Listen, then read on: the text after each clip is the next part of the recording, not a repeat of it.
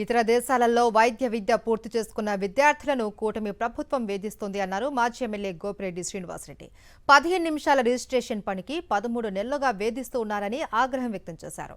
న్యాయం చేయాలి అని అడిగిన మెడికల్ స్టూడెంట్స్ పై డాక్టర్స్ డే రోజునే రెడ్ బుక్ ప్రయోగించడం సరికాదు అన్నారు గోపిరెడ్డి. ఈ దేశంలో 28 రాష్ట్రాల్లో పిఆర్ జరుగుతుంటే పర్మనెంట్ రిజిస్ట్రేషన్ ఒక్క ఆంధ్రప్రదేశ్లో ఎందుకు జరగట్లేదు? సుమారు 700 నుంచి 900 మంది విద్యార్థులు ఇవాళ ఈ యొక్క రిజిస్ట్రేషన్ కాకుండా ఆగిపోవటం వలన అనేక ఇబ్బందులకు గురవుతున్నారు.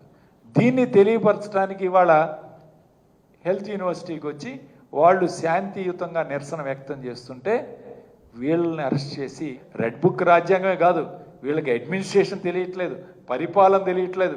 13 నెలల నుంచి ఒక వైస్ ఛాన్సలర్ వీసీ నియమించలేదు, రిజిస్ట్రార్ నియమించలేదు హెల్త్ యూనివర్సిటీలో. యూనివర్సిటీ 13 నెలల నుంచి ఈరోజు రిజిస్ట్రేషన్ చేయట్లేదంటే ఏ విధంగా పరిపాలన సాగుతూ ఉంది ఆంధ్రప్రదేశ్ రాష్ట్రంలో?